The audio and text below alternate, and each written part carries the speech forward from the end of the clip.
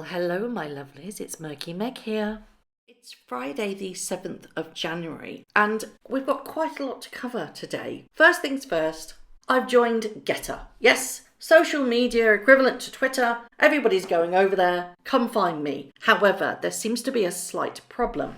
Somebody's stolen my username. Yep, before I could register my Murky_Meg, somebody's taken it from me. So if you want to come and find me, ignore this one, because this one has no branding on it. It's Murky_Meg. My account is Murky__Meg. Those of you who are following the Murky_Meg, you've got the wrong person. That's not me. Which is quite worrying because they are still gaining followers day by day without even posting a single thing. So if you are on Getter and you think you're following me, please go and check you've got the right one. Mine has my branding all over it. I've also put the correct link in my community page. So if you go to my community page and click on the Getter link, it will take you directly to my correct profile. Do not follow the imposter. They're using this as a power trip. They're trying to mess with me. It's stupid, but I just want you to follow the right account. Obviously, I'm still on Instagram and I'm still on YouTube. If you don't want to come over to Getter, that's absolutely fine. You still find me on Instagram and I'll still be posting here as well. But it's just a way of getting my opinions across. Please don't take this as me telling you to go and do it. But if you'd like to have me as an alternative to Twitter, seeing as I got banned from it, go and find me.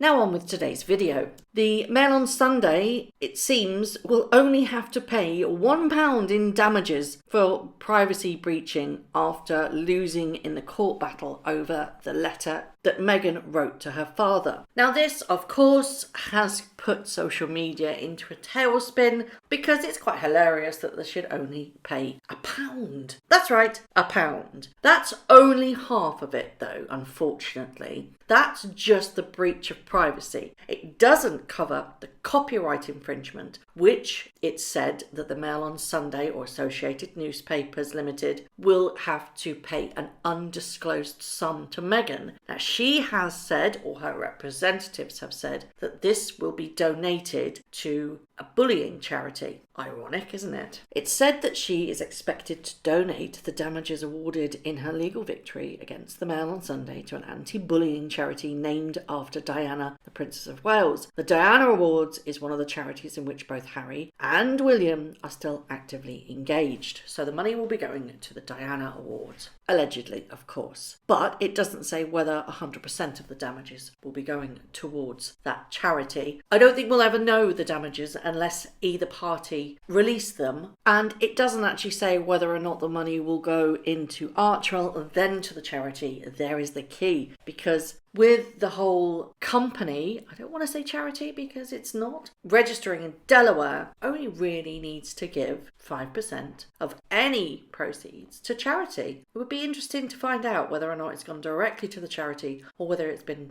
funneled through Archwell first. Speaking of Archwell, just slight news on that one. They raised less than $50,000 for their Archwell charity in its first year, spending more money on legal fees to dissolve their original Sussex Royal UK Foundation. Where's all the money gone? Honestly, where has all the money gone? I don't understand it. They've bragged about giving so much away, but surely this money had needed to be in the bank first before they've given it away. Something smells rather odd to me. Just circling back to the court case, unfortunately, Associated Newspapers Limited, i.e. the Mail on Sunday, will not be appealing to the Supreme Court. So that, unfortunately, is that.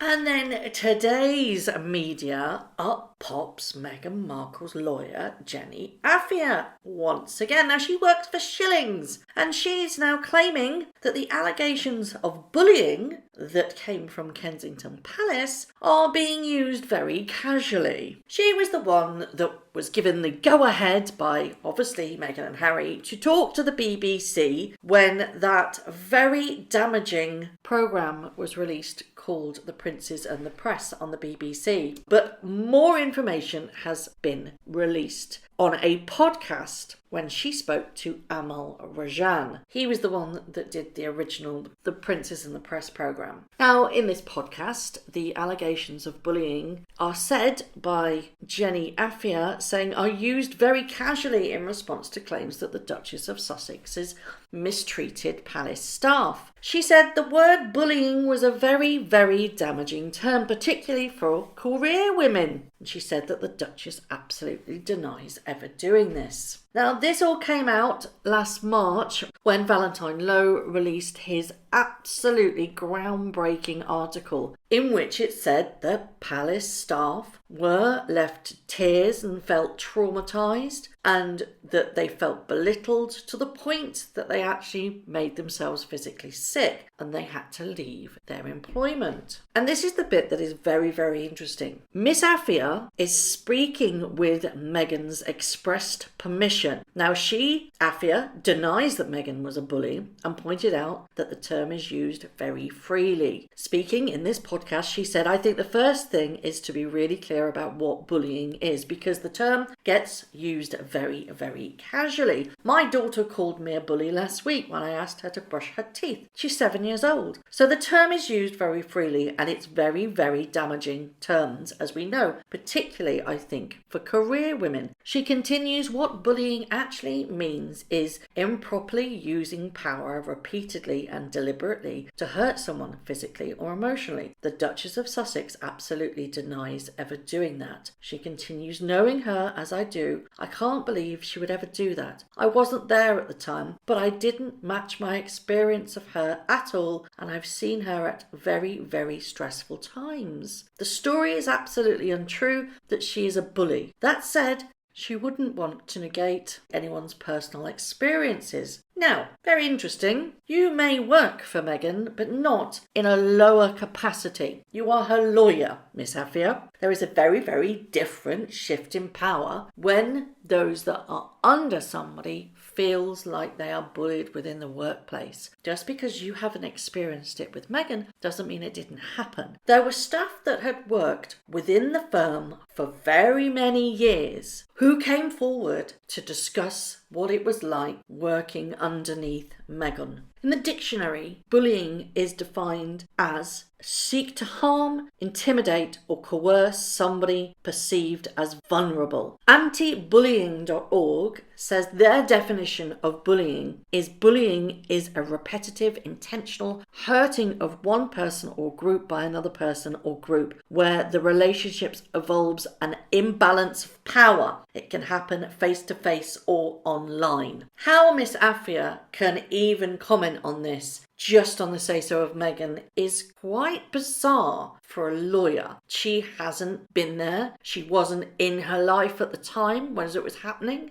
And she doesn't hold that imbalance of power with Meghan herself. But her staff did. Everybody has the right to a safe working environment. But let's turn the table. What about what Meghan said in the Oprah interview and what Harry said in the Oprah interview about his family, about their treatment of her? Surely the same could be said for that. She went on worldwide television and said some outrageous claims. Could that not be construed as bullying? I'm sorry, but the lawyer is playing with words. She's using this clever little trick to try and get her out of jail. Well, not technically, but in the Monopoly terms. Get out of jail free card, isn't it? It's just semantics. If people had a negative experience within the workplace with Meghan repeatedly, then they have cause to say that they were bullied and intimidated. If they felt that they were so intimidated within that working environment, it can be construed as bullying. Just because Miss Afia hasn't experienced that side of Meghan, allegedly, doesn't mean it didn't happen. I found this very interesting reply on the comments within the Daily Mail, and this just sums it up perfectly that I'm trying to say. It says, if she's going to practice what she preaches, she needs to take responsibility for how she treated these women who were her subordinates. Other people who say she was fine with them were not in the position of these staff. Very average pay, dealing with her 10 hours a day and telling her things she didn't like. Her repeated reactions that caused them distress 100% should be dealt with under the bullying policy. Now, for those of you who have been in this sense of power dynamics within the workforce, where you have somebody that is constantly belittling you, everything that you do, that you are scared to walk around them and you're tiptoeing on eggshells because of the way that they react and what that they could possibly say to you or do to you, that is bullying. Now, of course, I have to say that these allegations are under investigation in a third-party